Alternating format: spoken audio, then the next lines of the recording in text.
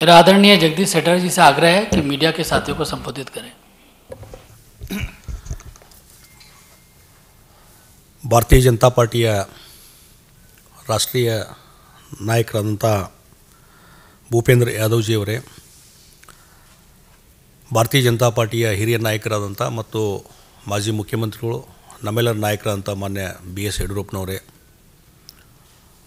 ಕರ್ನಾಟಕ ರಾಜ್ಯದ BJP ಅಧ್ಯಕ್ಷರಂಥ ಆತ್ಮೀಯರಂಥ BY Vijendra ಅವರೇ, ಇನ್ನೊಬ್ಬ BJP ಮುಖಂಡರು ಕೇಂದ್ರ ಸಚಿವರಂಥ ರಾಜೀವ್ ಚಂದ್ರಶೇಖರ್ ಅವರೇ, ಆತ್ಮೀಯ ಮಾಧ್ಯಮದ ಮಿತ್ರರೇ, ಇವತ್ತು ಭಾಳ ಒಂದು ಸಂತೋಷದ ಸಂಗತಿ. ನಾನು ಕಳೆದ ಅಸೆಂಬ್ಲಿ ಚುನಾವಣೆಯಲ್ಲಿ ಭಾರತೀಯ ಜನತಾ ಪಾರ್ಟಿಯನ್ನು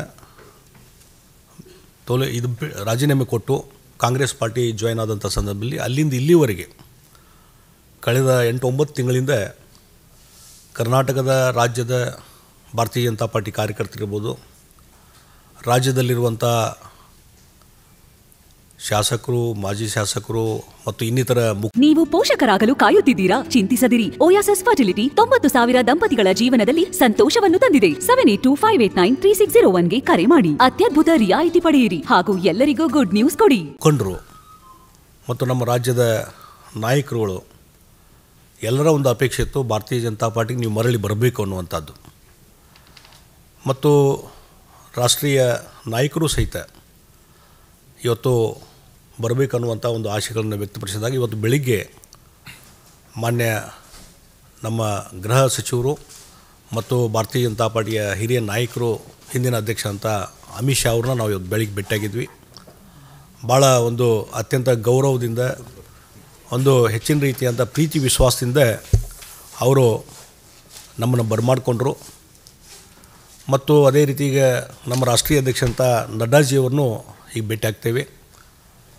ಮತ್ತು ಈಗಾಗಲೇ ನಾನು ಭಾರತೀಯ ಜನತಾ ಪಾರ್ಟಿಗೆ ಮತ್ತೆ ಪುನರ್ ಇವತ್ತು ಇಲ್ಲಿ ಸೇರ್ಪಡೆ ಆಗ್ತಾ ಇರೋದು ನನಗೆ ಒಂದು ಸಂತೋಷದ ಸಂಗತಿ.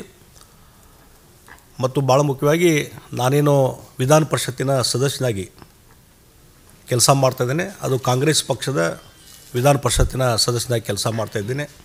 ಆ ಹಿನ್ನೆಲೆಯಲ್ಲಿ ಕರ್ನಾಟಕದ ವಿಧಾನ ಪರಿಷತ್ತಿನ ಸಭಾಪತಿಗಳಂಥ ಮಾನ್ಯ ಬಸವರಾಜ ಹೊರಟ್ಟಿಯವರಿಗೂ ನಾನು ಫೋನಲ್ಲಿ ಮಾತಾಡಿದ್ದೇನೆ. ಮತ್ತು ಈಗಾಗಲೇ ಇಮೇಲ್ ಮುಖಾಂತರ ಸದಸ್ಯತ್ವಕ್ಕೆ ನಾನು ಈಗಾಗಲೇ ರಾಜೀನಾಮೆಯನ್ನು ಕೊಟ್ಟಿದ್ದೇನೆ. ಮತ್ತು ಆ ರಾಜೀನಾಮೆ ಎಕ್ಸೆಪ್ಟ್ ಮಾಡಬೇಕಂತೇಳಿ ನಾನು ಮಾನ್ಯ ಸಭಾಪತಿ ಹೊರಟ್ಟಿಯವ್ರನ್ನ ವಿನಂತಿ ಮಾಡ್ಕೊಂಡಿದ್ದೇನೆ. ಅದೇ ರೀತಿ ಕರ್ನಾಟಕದ ರಾಷ್ಟ್ರೀಯ ಕಾಂಗ್ರೆಸ್ ಪಾರ್ಟಿಯ ಅಧ್ಯಕ್ಷರಂಥ DK ಶಿವಕುಮಾರ್ ಅವರಿಗೂ ಸಹಿತ ಕಾಂಗ್ರೆಸ್ ಪಕ್ಷದ ಪ್ರಾಥಮಿಕ ಸದಸ್ಯತ್ವಕ್ಕೆ ರಾಜೀನಾಮೆ ಕೊಟ್ಟಿದ್ದನ್ನು ಇಮೇಲ್ ಮೇಲೆ ಅವ್ರಿಗೆ ಕಳಿಸಿದ್ದೇನೆ. ಮತ್ತು ಅಲ್ಲಿ ಸ್ವತಃ ಕಳಿಸುವಂಥ ವ್ಯವಸ್ಥೆಯನ್ನು ನಾನು ಮಾಡ್ತಾಯಿದ್ದೇನೆ.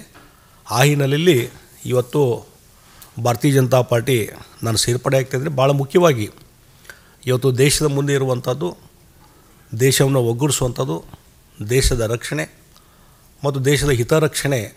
ಈ ಹಿನ್ನೆಲೆಯಲ್ಲಿ ಕಳೆದ 10 ವರ್ಷದಿಂದ ನಮ್ಮ ದೇಶದ ಪ್ರಧಾನಮಂತ್ರಿ ನರೇಂದ್ರ ಮೋದಿಜಿಯವರು ಏನು ಭಾರತದ ಒಂದು ಪ್ರಗತಿಗೆ, ಇಡೀ ಜಗತ್ತಿನಲ್ಲಿ ಭಾರತದ ಒಂದು ಶಕ್ತಿ ವೃದ್ಧಿಸಲಿಕ್ಕೆ ಏನು ಕೆಲಸ ಮಾಡಿದ್ದಾರೆ, ಅವರು ಮತ್ತೊಮ್ಮೆ ಪ್ರಧಾನಮಂತ್ರಿಗಳಾಗಬೇಕು, ಮತ್ತೊಮ್ಮೆ ಅವರ ನಾಯಕತ್ವದಲ್ಲಿ ದೇಶದಲ್ಲಿ ಒಂದು ಹೆಚ್ಚಿನ ಶಕ್ತಿ ಬರಬೇಕು ಅನ್ನುವಂಥ ಹಿನ್ನೆಲೆ ಇಟ್ಟುಕೊಂಡು ಮತ್ತು ಭಾರತೀಯ ಜನತಾ ಪಾರ್ಟಿ ಇನ್ನೂ ಹೆಚ್ಚು ಶಕ್ತಿಯುತವಾಗಿ ಬೆಳಿಬೇಕು ಅನ್ನುವಂಥ ವಿಷಯನ ಇಟ್ಕೊಂಡು ಇವತ್ತು ಭಾರತೀಯ ಜನತಾ ಪಾರ್ಟಿಗೆ ನಾನು ಮರು ಸೇರ್ಪಡೆ ಆಗ್ತಾಯಿದ್ದೇನೆ.